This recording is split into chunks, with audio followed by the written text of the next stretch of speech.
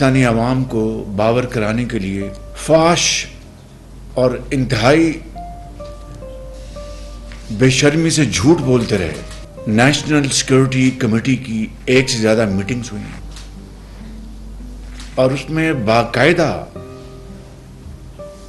بحث و تمیز کے بعد اس کے اعلامیہ جاری ہوئے کہ کوئی سازش نہیں، قطعاً ایسی کوئی بات نہیں، اور اس طریقے سے ہم امریکہ سے اپنے تعلقات خراب کرنے میں کوئی کسر نہیں چھوڑ رہے.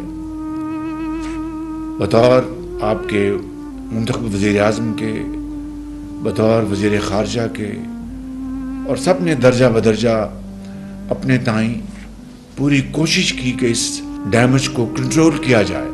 اور امریکہ کے جو یہاں پر سفیر ہیں، امریکی جو وفود پاکستان تشریف لائے، میں ان سے ملا، وزیر خارجہ ملے، امریکہ گئے اور بھرپور کوشش کی کہ یہ جو ایک irreparable ڈیمیج کرنے کی ایک سازش کی گئی ہے اس کو کنٹرول کیا جائے.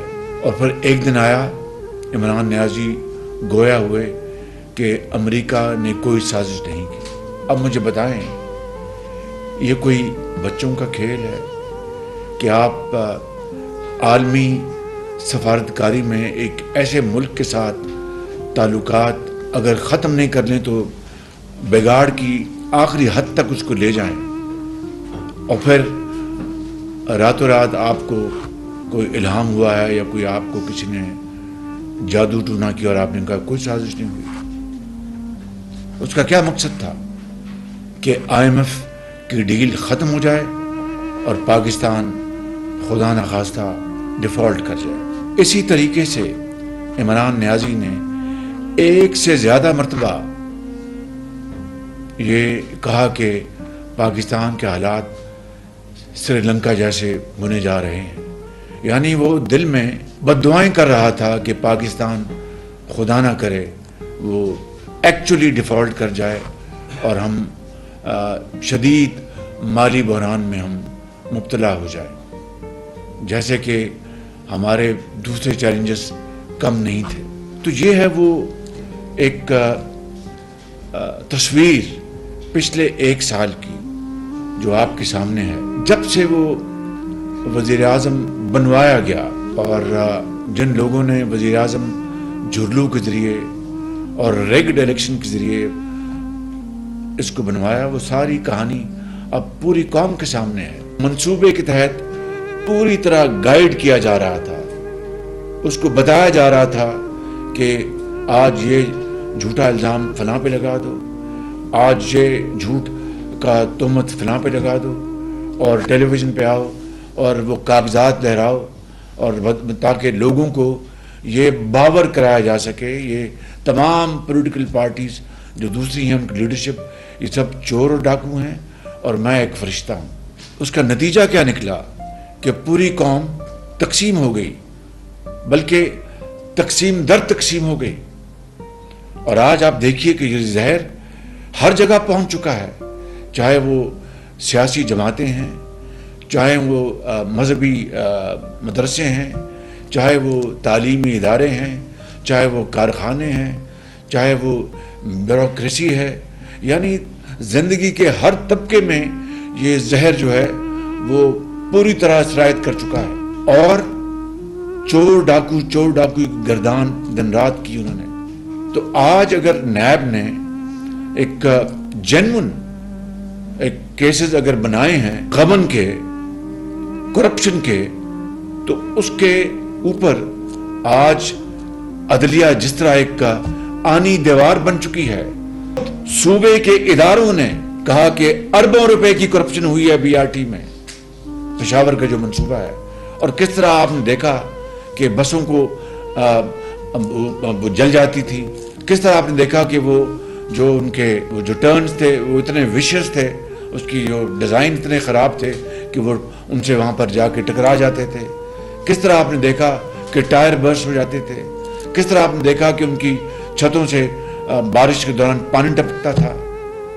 اربوں روپے کی کرپشن ہوئی، اربوں روپے کی.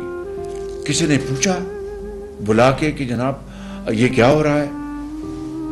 ایک ایجنڈا بنایا گیا تھا عمران نیازی اور اس کے حواریوں نے کہ 10 سال عمران نیازی ہوگا ایک فیشسٹ ڈکٹیٹر جمہوریت کے ایک لبادے میں، اور اس کے ساتھ جو اس کے حواری جو ہیں وہ 10 سال وہ جناب اس کے ساتھ بیٹھیں گے اور پاکستان کا وہ خدا نخواستہ تیا پانچا کر دیں گے۔ یہ ہے وہ بیک گراؤنڈر جو کہ آج کے حالات پر وہ اگر آپ دیکھیں تو دیکھنے والے کی آنکھ اور سمجھنے والے کا دماغ فی الفور ہر بات سمجھ جائے گا۔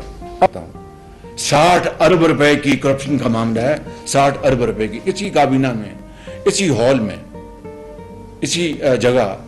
جو پچھلے جو کیبنٹ سیکرٹری تھے انہوں نے بتایا کہ جناب وہ بند لفافہ تھا۔ And these are the words of his predecessor and I'm quoting his words کہ وہ بند لفافہ تھا اور اس کو کھولنے کی اجازت نہیں دی گئی تھی۔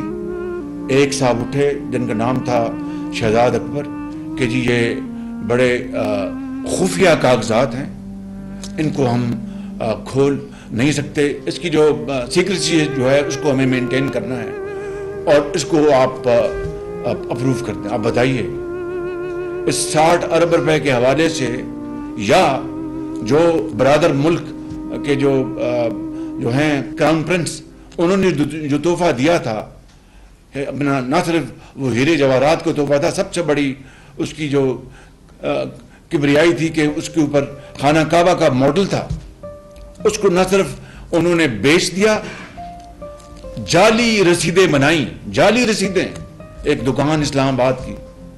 کیا کسی نے اس کا نوٹس لیا؟ یہ ہے وہ ڈبل سٹینڈرڈز، جو دوہرے معیار جس نے انصاف کا جنازہ نکال دیا ہے۔ خراج صورتحال ہے۔ 9 تاریخ کو جو واقعہ ہوا، میں نے یہاں پر تفصیل سے گزارش کی تھی، even at the cost of reputation میں یہ کہنا چاہوں گا کہ جو حساس امارات پر اور تنصیبات پر جو بلوے ہوئے، حملے ہوئے، ان کو کروایا گیا، پلان کیا گیا۔ پلانر کون تھا؟ عمران نیازی۔ انسٹیگیٹر کون تھا؟ عمران نیازی۔ کاش مریم اورنگزیب صاحبہ ان کی یہاں پر کلپس چلوائیں جو انہوں نے اپنا ہر مرتبہ جب وہ پیغام دیتے تھے اپنے حواریوں کو کہ اگر میں گرفتار ہو گئی تو یہ کرنا وہ کرنا۔ تو اس کے بعد جو کچھ وہاں پر ہوا، اندر گھس گئے، ہر چیز توڑ دی، جو تاریخی جو وہاں پر چیزیں تھیں ان کو توڑ دیا، سامان توڑ دیا، شہیدوں کی، غازیوں کی بے حرمتی کی گئی۔ مجھے بتائیں آپ اپنے دل پہ ہاتھ رکھ کر کہ جن جوانوں نے اور جن افسروں نے اپنی جانوں کا نذرانہ قوم کے لیے پیش کیا، قوم کی ماں اور بیٹیوں کی حفاظت کے لیے، دہشت گردی کے خاتمے کے لیے دہشت گردوں کا مقابلہ کیا اور جام شہادت نوش کیا، اور اس کے نتیجے میں کیا ہوا؟ قرآن کریم تو کہتا ہے کہ یہ شہید ہیں، ان کو مردہ مت کہو۔